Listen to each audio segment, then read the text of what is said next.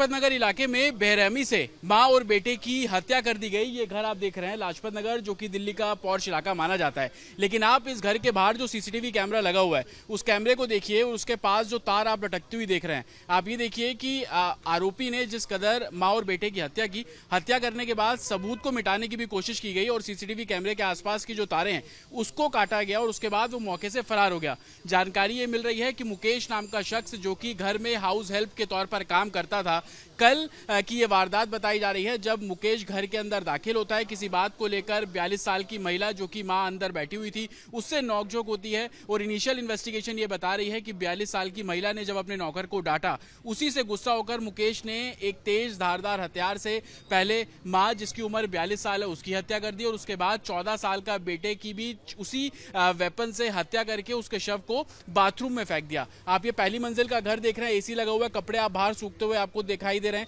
लेकिन इसी जो नीचे जहां पे नो पार्किंग का साइन बोर्ड लगा है, यहीं से ही घर के अंदर जाने का, यानी कि इस बिल्डिंग में जाने का रास्ता है।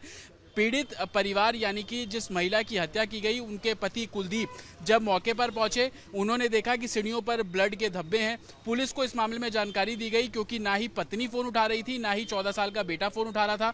पुलिस मौके पर पहुंचती है, घर के दरवाजे को खोला गया तो अंदर खून से सना हुआ जो फर्श है वो साफ तौर पर नजर आया, जिसके बाद दोनों ही शवों को कब्जे में लेकर पोस्टमार्टम के लिए भेज दिया गया है। और आप देखेंगे कि इसी तरीके के जो घर है वो यहाँ पर आपको बने नजर आएंगे। लेकिन हैरानी की बात यह कि जब पुलिस यहाँ पर पहुंची तो सीसीटीवी कैमरे जो यहाँ पर लगे थे उनकी वायर संभवतः टूटी हुई थी, तो कहीं ना कहीं सबूतों को टेम्पर करने की भी कोशिश इस पूरे मामले में की गई।